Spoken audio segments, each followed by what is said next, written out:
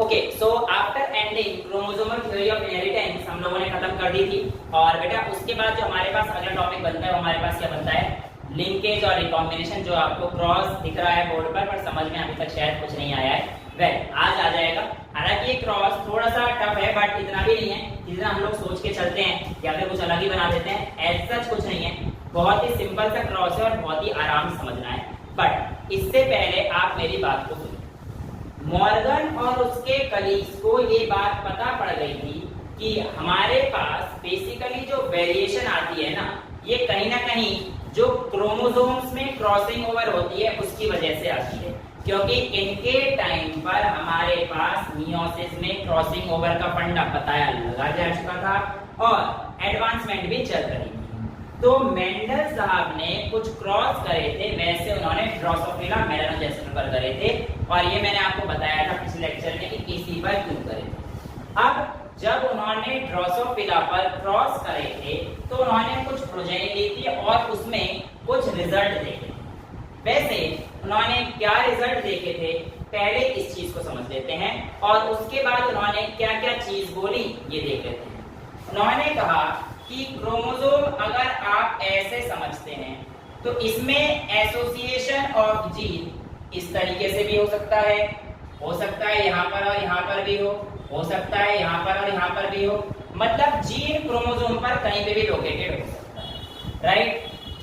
अब अगर हमारे पास ये जीन जो बेसिकली सिग्निफिकेंस है कि ये जीन किस तरीके से अटैच है, physical association of this gene is called linkage. क्या बोला था इसको मॉर्गन साहब ने, लिंकेज। लिंकेज क्या है कि जो जीन्स आपस में किस तरीके से अटैच हैं वो हमारे पास क्या आएंगे, लिंकेज। अब जब बेटा हमारे पास दो जीन टाइटली लिंक्ड रहते हैं यानी कि बिल्कुल पास पास रहते हैं, एक केस तब का आने वाला है और एक केस जब हमारे पास दो जीन दूर दूर रहते हैं तब का आने वाला है।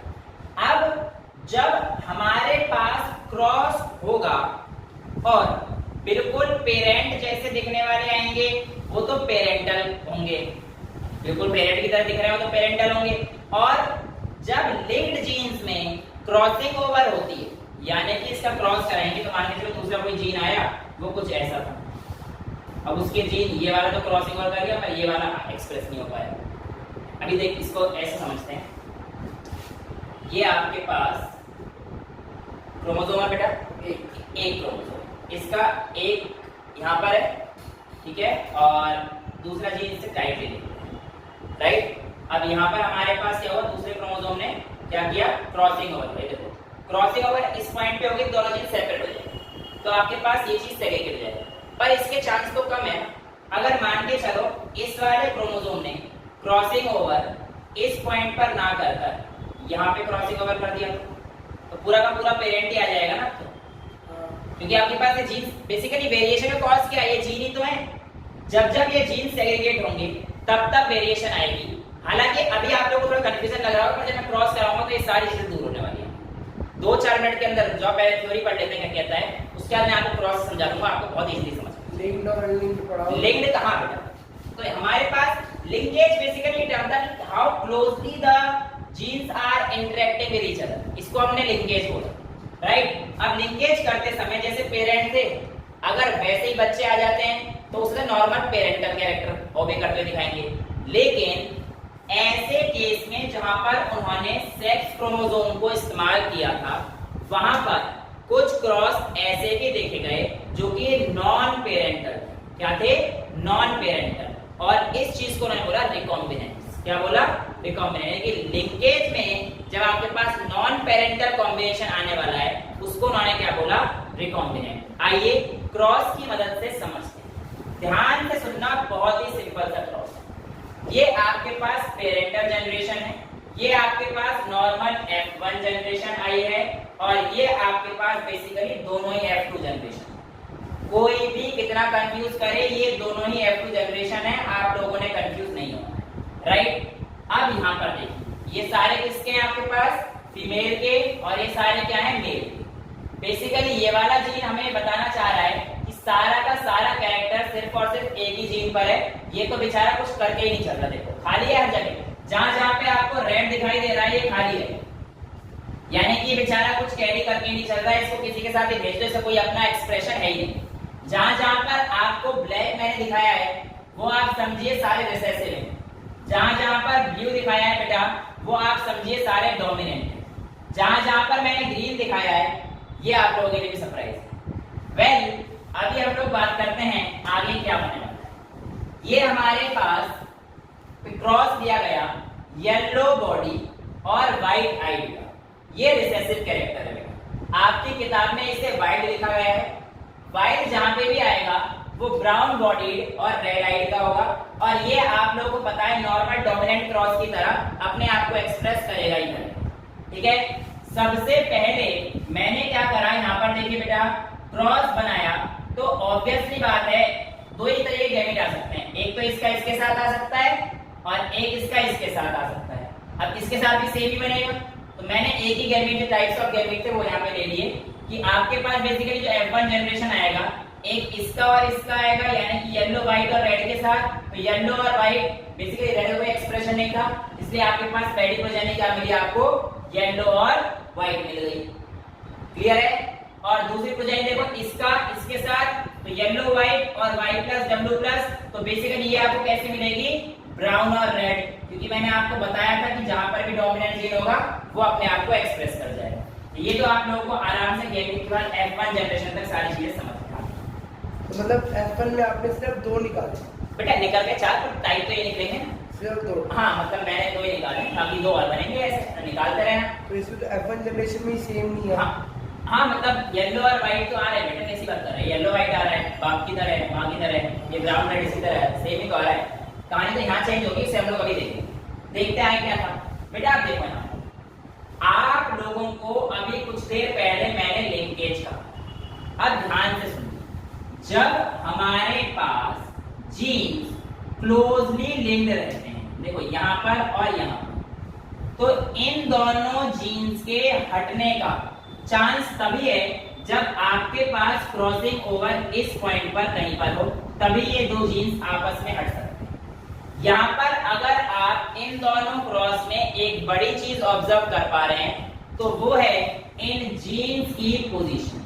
यहाँ पर ये दोनों बहुत पास पास हैं और यहाँ पर ये दोनों बहुत दूर दूर हैं। इसका मतलब इसमें लिंकेज बहुत ज्यादा है, हाई लिंकेज है, और इसमें लेस लिंकेज है।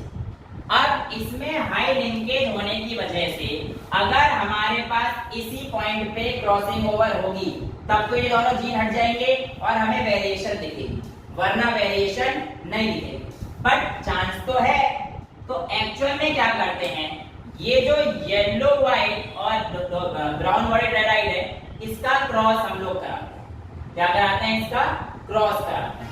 अब इसके क्रॉस में हमारे पास ये देखिए ये एक जीन था और ये एक जीन था, मान लीजिए ये वाला पॉइंट, ये वाला पॉइंट। तो बेटा अब मेरे को इन दोनों का जब मैं क्रॉस कराता हूं तो यहाँ पर देखिए y प्लस डब्ल्यू प्लस, यानी कि ये ब्लू वाला जीन था मेरा y प्लस डब्ल्यू प्लस, और y डब्ल्यू मेरे पास ब्लैक जीन था। पर जैसे ही क्रॉसिंग ओवर हुआ तो आप देखो बेटा ये y प्लस का एक जीन और ये पूरा इसका w, ये एक जीन बन जाएगा, यानी कि y प्लस और w आपके पास एक कैरेक्टर आएगा जो कि आपके कहीं भी पेरेंट में नहीं है। आपको पेरेंट में कहीं पर भी y प्लस और w सिंबल नहीं दिखेगा।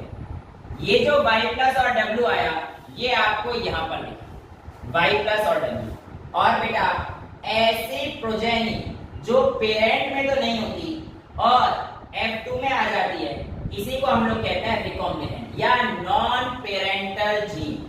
ये पेरेंट में नहीं थी बट यहाँ पर कहीं से आ गई और ये हमारे को यहाँ पर देखने को मिली।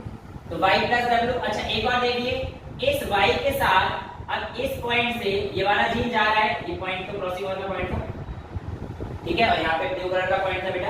अब यहाँ पर आपको दिख रहा है y और w प्लस, दिख रहा है बेटा y और w प्लस, यानी कि ये भी हमारे पास कैसा है, रिकॉम्बिनेंट।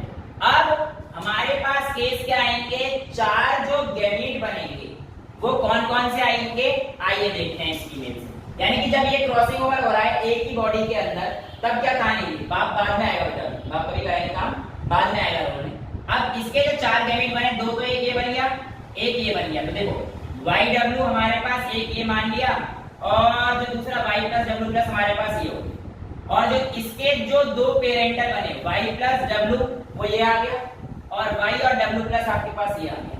अब इस वाले को उठा लो और यहाँ पे डालते जाओ, 1 2 3 और 4। ये खाली है, ये हर एक के साथ जाए। हाँ ये बेचारा रिसेसिव है ना, मेल रिसेसिव यहाँ पे बताना चाह रहा है कि आपके पास जो मेल है वो रिसेसिव है। तो पहले इसके साथ गया 4 क्रॉस ये बने। अब सेम बात तो यही रहेगी कि आपके पास गैमेट तो y plus W plus Y और डब्ल्यू रहेंगे, y plus W plus Y और डब्ल्यू रहेंगे, y प्लस डब्ल्यू और y डब्ल्यू प्लस ही रहेंगे। लेकिन इस बार कौन सा जीन उठ के आएगा? ये वाला जीन उठ के आएगा y डब्ल्यू। तो जब ये वाला उठ के आएगा तो देखो बेटा ये इसमें गया, सिमिलरली ये वाला इधर गया, और यही वाला हमारे पास इधर गया है, और यही वाला हमारे पास इधर गया है। ये आपका क्रॉस था। बेसिकली ये पूरा F2 है, बट इसमें कहानी क्या है कि जब आपके पास रिकॉम्बिनेशन हो रहा था तो आपके पास कुछ ऐसी प्रोजेनी आई जो कि पेरेंट में देखने को मिली ही नहीं। ये देखो ये y प्लस डब्ल्यू और y डब्ल्यू, ये ब्राउन बॉडीड व्हाइट आई थी या येलो बॉडीड रेड आई थी, या फिर हमारे पास y प्लस मतलब ब्राउन बॉडीड और व्हाइट आई, ये भी हमारे पास कहीं प्रोजेनी में नहीं है। ये जितने भी आपको ग्रीन कलर वाले कॉम्बिनेशन दिख रहे हैं ये आपके पास कहीं पे भी पेरेंटल जनरेशन में है ही नहीं, लेकिन तब भी आए। इसका मतलब इन्होंने क्या दिखाया बेटा? रिकॉम्बिनेशन दिखाया है। और ताज्जुब की बात, मेन बात ये थी कि इस रिकॉम्बिनेशन की परसेंटेज बहुत ही कम। कितनी थी? मात्र और मात्र 1.3%। यानी कि जब इनका क्रॉस कराया तो 1.3% ये मिले थे और 98.7% मेजरली हमें पेरेंटल टाइप में मिले थे। ठीक है, अब यहाँ पर हमें ये चीज कैसे पता पड़े कि इसमें दिक्कत क्या थी? एक्चुअल में इसमें दिक्कत थी जीन की पोजीशनिंग, क्योंकि जीन टाइटली लिंक्ड थे। तो यहाँ पे क्रॉसिंग ओवर देखो बहुत ज्यादा हुआ ही नहीं, क्योंकि टाइटली लिंक्ड जीन है ना। तो मैंने आपको ये कभी समझाया था बेटा, जो इस पॉइंट से समझाना चाह रहा था कि अगर ये जीन्स बहुत टाइटली लिंक्ड है तो अगर ये वाला जीन ऐसे क्रॉसिंग ओवर करेगा तो ये दोनों जीन सेपरेट हो पाएंगे, लेकिन चांस तो इसके कम ही है। हो सकता है क्रॉसिंग ओवर इस पॉइंट पे हो जाए तो ये दोनों जीन्स तो बिल्कुल वैसे के वैसे ही रहे, तो ये हमें एज सच प्रोजेनी मिल जाएगी। यानी हाँ बिल्कुल सेम जैसे पेरेंटल थे वैसी मिल जाएगी। इवन इसमें तो रिकॉम्बिनेशन 0 हो गया, लेकिन ये क्लोज थे। यहाँ पे आसपास कहीं हुआ होगा, मान के चलो हल्का सा ये वाला एक डॉट ले लिया होगा इसने, इसका इतू सा पोर्शन ले लिया होगा, तो हमारे पास कुछ चेंज आए, क्योंकि हमारे पास यहाँ पर जो फिजिकल एसोसिएशन ऑफ जीन है या लिंकेज है ये बहुत पास है। तो जहां पर लिंकेज बहुत पास रहता है वहां पे रिकॉम्बिनेशन फ्रीक्वेंसी काफी कम। हाँ, जहां दूर होगा वो केस पूरा क्रॉस भी आप लोगों के सामने। आइए इसमें देखते हैं क्या केस था। हाँ, आपने रिकॉम्बिनेशन सिर्फ फीमेल में दिखाया, मेल में रिकॉम्बिनेशन रिसेसिव है और कुछ डोमिनेंट वाले में। हाँ, पर रिकॉम्बिनेशन होता तो मेल का है। यहाँ पे ये चीज तो एक्सप्रेस कर ही नहीं रहा, इस वाले का जो एक्सप्रेशन आएगा वो सब सेम इसी में करेगा। बेटा जो जीन जो काम ये कर, ये तो कोई काम करने लाल वाला तो समझ गया, टाइम पास करेगा। ये तो बस साथ रहना चाहिए, 2 क्रोमोसोम इसलिए है, 2 जीन या 2 क्रोमोसोम साथ रहने चाहिए इसलिए, है ना? क्लियर है? समझ आया? ये क्रॉस अब समझ में आ जाना चाहिए, कोई दिक्कत नहीं है। क्लियर है? ये क्रॉस बनाना भी पड़ेगा। अब बेटा हम लोग दूसरे क्रॉस की तरफ चलते हैं, जो कि हमारे पास यहाँ पर किया था मॉर्गन साहब ने। अब देखिए इस क्रॉस में क्या है। यहाँ पर आप देखेंगे जो जीन्स हैं इस बार थोड़े दूर दूर है, यानी कि अगर जीन इतनी दूर है, आप खुद सोचो ना यार, ये देखो एक जीन इधर है, एक जीन इधर है, और ये हमारे पास यहाँ से कोई क्रोमोसोम यहाँ पे है तो भी सेपरेट हो गया, यहाँ पे क्रॉस किया तो भी सेपरेट, यहाँ क्रॉस किया तो एक चांस है कि मतलब थोड़ा सा कम हो जाए, बट चांसेस जितना दूर होंगे उतना सेपरेशन के ज्यादा है, और जितना सेपरेशन होगा उतने रिकॉम्बिनेंट के चांस ज्यादा हैं। यानी कि tightly linked genes will show less recombination and less linked genes will show more recombination या more recombination frequency। अब देखो इसमें हमारे पास white body miniature wings, miniature होते हैं जो पूरी तरह से डेवलप नहीं होते बेटा, विंग्स जो है आपके अगर पूरी तरह से डेवलप नहीं है तो व्हाइट बॉडी और मिनिएचर विंग्स आपके पास रिसेसिव क्रॉस लिया गया है, और व्हाइट टाइप में लिया गया है रेड बॉडी और फुल विंग्स। कहीं कहीं अगर आप अच्छी किताबों में पढ़ोगे तो इसे लॉन्ग विंग्स भी बोल देते हैं, एक ही बात है, फुल विंग्स बोल रहे हैं, लॉन्ग विंग्स। अब कहानी भाई थी, इसके जो क्रॉस हैं एक ब्लू के साथ बन सकता है, एक रेड के साथ बन सकता है। तो मैंने इसका ब्लू के साथ बनाया, तो बेसिकली सीधी बात है, व्हाइट टाइप भी अपने आप को एक्सप्रेस करेगा। तो ये तो आपके पास बन जाएगा रेड और फुल, और ये बन जाएगा व्हाइट और मिनिएचर। ये आपको साफ साफ यहाँ पे क्रॉस दिख गया, इसमें तो कोई दिक्कत नहीं है। अब देखो जीन तुम्हारे पास काफी दूर यहाँ पर था और यहाँ पर, कहीं से भी क्रॉसिंग ओवर होती, चाहे यहाँ से होती, चाहे यहाँ से होती, चाहे यहाँ से होती, चाहे कहीं से भी। देखो इसमें पर्टिकुलर एक इसी पॉइंट के बीच में था जिसकी वजह से हमारे जीन सेपरेट हुए। अगर ये क्रॉसिंग ओवर यहाँ से हो जाती तो जीन सेपरेट नहीं होते, फिर आपको सारी की सारी कुछ भी नहीं मिलता रिकॉम्बिनेंट जीन। लेकिन इस बार क्या है, आप यहाँ से करा लो, यहाँ से करा लो, यहाँ से कर दो, देखो ना चांद कितना ज्यादा। कहीं से भी करोगे तो आपके पास कहानी क्या आने वाली है, बिल्कुल जो है परफेक्ट आने वाली है, और आपके पास रिकॉम्बिनेशन तो होगा ही होगा। तो इस बार क्या किया आपने, जो क्रॉस बनाया उसमें से देखो, ये बात तो हमारे पास तय थी कि ये वाले दो तो हमारे पास लेने ही थे, WM और W+M+। बाकी जब इनका रिकॉम्बिनेशन हुआ, यानी कि इनकी क्रॉस ओविंग ओवर हमने कराई, तो देखो W+M के साथ चला गया, ये W+ इस M के साथ चला गया है, और WM+ के साथ चला गया है। यानी कि हमारे पास अब इन दो के अलावा जो बेसिकली पेरेंटल जीन बोल सकते हैं नेक्स्ट जनरेशन के लिए, वो क्या बनेंगे, W+ और M इसके साथ, और W और M+।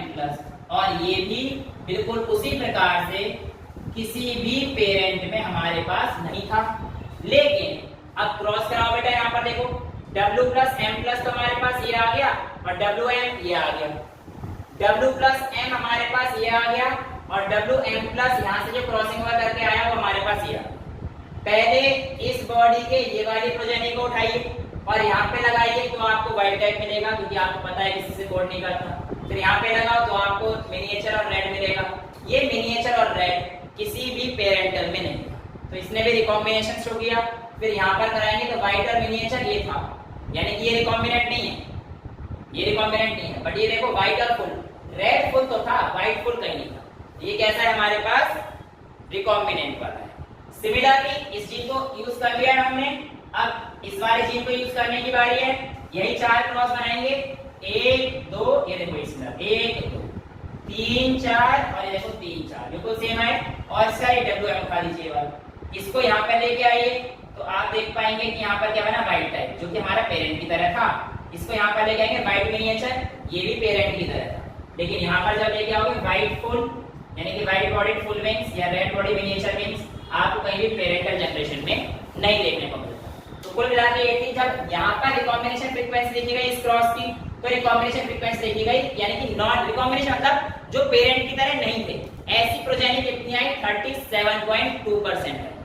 लेकिन यहाँ पे सिर्फ कितनी आई, जब जीन पास पास थे 1.3% आई थी। तो ये आपको इस क्रॉस से बताना चाह रहा था, लिंकेज और रिकॉम्बिनेशन, जो पूरा आधे पौने पेज में तो आपको थ्योरी दे रखी है, और एक पूरे पेज का क्रॉस दे रखा है। तो इस क्रॉस में डायरेक्टेड क्रॉस जो है आपके पास ये था। तो यहाँ से हमारे पास लिंकेज और रिकॉम्बिनेशन का टॉपिक जो है अभी खत्म होता है। नेक्स्ट टॉपिक पे आगे बढ़ते हैं फटाफट से, जो आपकी किताब में है, पॉलीजेनिक इनहेरिटेंस। बेटा पॉलीजेनिक इनहेरिटेंस हमारे पास क्या होता है, ऐसे समझिए, जब आप लोगों के किसी चीज का कैरेक्टर अगर 2 से ज्यादा जीन करते हैं तो उसे पॉलीजेनिक कैरेक्टर कहते हैं। एग्जाम्पल के तौर पर ह्यूमन बीइंग का कलर अगर मैं बात करता हूं, तो आप ऐसे समझिए 3 जीन हैं, capital A, capital A, capital B, capital B, capital C, capital C। ये बेसिकली अगर यहाँ पे मैं क्रॉस बनाऊंगा तो मेरे को अब रिसेसिव लेना पड़ेगा, तो small a, small a, small b, small b, small c के साथ बनाऊंगा। तो जो आपके पास बेसिकली F1 जनरेशन आएगी वो आएगी small a, capital A, small b, capital A सब, और ये आपको पता है, राइट। ऐसा क्रॉस हम लोग देख चुके हैं ट्राइहाइब्रिड क्रॉस में, और 64 प्रोजेनी आती थी, ये हम लोग कर चुके हैं। बट मैं यहाँ पर आपको क्या बताना चाह रहा हूँ कि अगर आप लोगों के पास जब आप क्रॉस बनाएंगे और तीनों के तीनों कलर ऐसे आते हैं कि ये बिल्कुल ही हमारे पास capital A, capital B, capital C आ गए, तो आप समझिए ऐसा आएगा जिसे हम लोग बोलेंगे डार्क कलर। क्या बोलेंगे? Dark colour. यानी कि जहां पे हमारे पास ये वाले जीन रहेंगे, capital A, capital B, capital C, ये हमारे पास डार्क कैसे बोलूंगा? डार्केस्ट, सबसे ज्यादा काले रंग का होगा। मैं नहीं बेटा, मैं रेसिज्म नहीं करता, कोई भी हो, मतलब डार्केस्ट कलर ये होगा हमारे पास, तो ये हमारे पास सबसे डार्केस्ट। लेकिन अगर एक जीन ये रहा और एक छोटा वाला आ गया तो ये आएगा वेरी डार्क। ये किसमें आएगा? Very dark.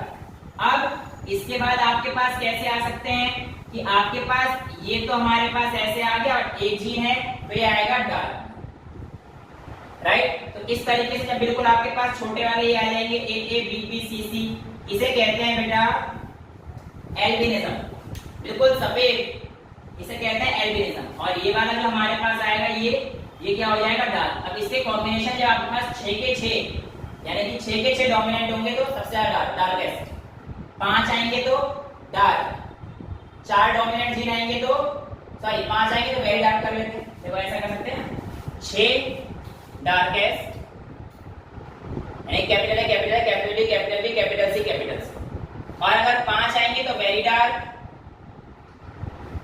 अगर 4 डोमिनेंट जीन आते हैं तो हमारे पास क्या आएगा बेटा? डार्क कलर आएगा उसका। अगर 3 डोमिनेंट जीन आते हैं तो हमारे पास क्या आएगा? एवरेज, क्योंकि 3 डोमिनेंट है, 3 वो है तो सांवला आएगा, उसे कहते हैं मुलेटो। हाँ मुलेटो, स्पेलिंग चेक कर लेना है क्या है, मुलेटो कहते हैं, मतलब मुलेटो मतलब सांवले रंग का है, राइट। अगर उसके पास 2 डोमिनेंट जीन है सिर्फ, राइट, और बाकी 4 रिसेसिव है तो उसे हम लोग क्या कहते हैं बेटा? फेयर कलर, गोरा चिट्टा है ये लड़की। अगर सिर्फ एक ही डोमिनेंट जीन है, ये नंबर ऑफ डोमिनेंट जीन है यहाँ पे, ये क्या है आपके पास? Number of dominant gene. अगर एक ही डोमिनेंट जीन है तो हमारे पास क्या आ जाएगा? वेरी फेयर, बहुत ही ज्यादा गोरा है। और अगर एक भी डोमिनेंट जीन नहीं है तो आपके पास क्या आ जाएगा? वो एल्बिनिज्म, यानी कि बिल्कुल सफेद रंग का है। तो इस तरीके से आप यहाँ पर देख पा रहे हो, more than 1 gene, more than 2 gene, sorry, more than 2 gene is controlling inheritance. तो ऐसे इनहेरिटेंस को हम लोग क्या बोलते हैं? Polygenic inheritance. ऐसा ही केस आप लोगों के पास कर्नल, जो आपके पास मेज कर्नल होता है उसमें भी पाया जाता है, वो आपके पास रेड कलर को कंट्रोल करता है। अगर आपके पास 6 के 6 डोमिनेंट हुए तो ब्राइट रेड, ठीक है।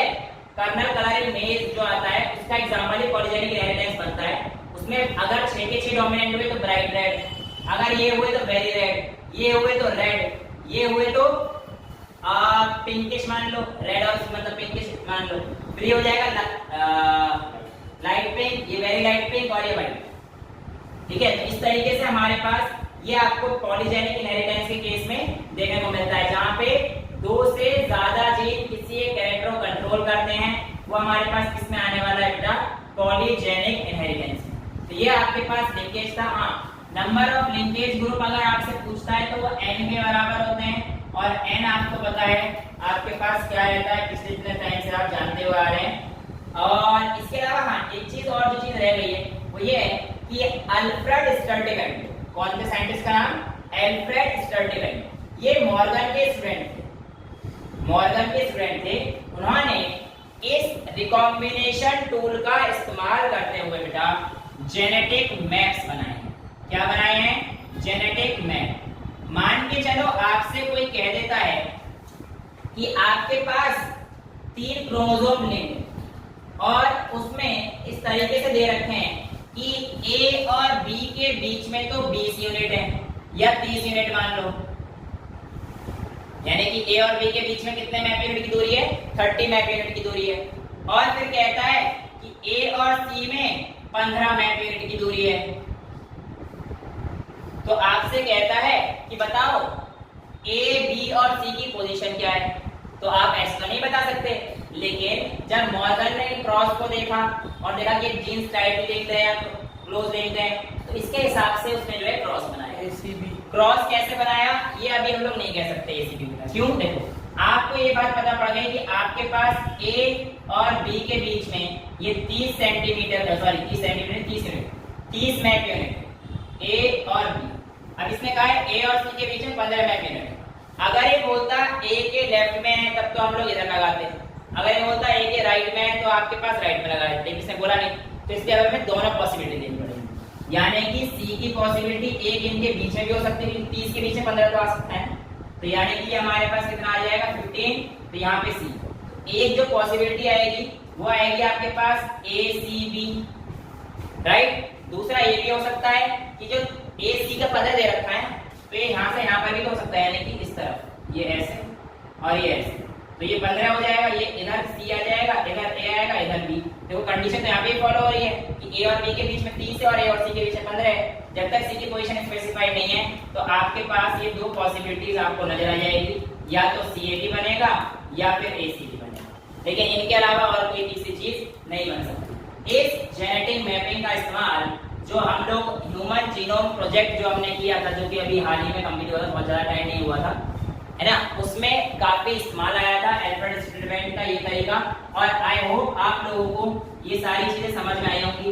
ये क्रॉस आपको अच्छे से आना चाहिए क्योंकि एनसीईआरटी में दे रखा है, हालांकि बोर्ड्स में इसके पूछे जाने के चांसेस कम है, बट स्टिल आप लोगों को नॉलेज होनी चाहिए। इसके बाद जो हमारे पास अगला टॉपिक है वो हमारे पास प्लियोट्रॉपी का रहता है, उसके बाद सेक्स डिटरमिनेशन रहेगा, और उसके बाद आपके डिसऑर्डर्स वगैरह आ जाएंगे। तो 4 to 5 लेक्चर्स में हमारे पास चैप्टर खत्म होने वाला है। आई होप आपको यहाँ तक का जो आज कराया समझ में आया होगा। अगर यहाँ तक कोई डाउट हो तो आप पूछ लीजिए। That's all for today, thank you so much.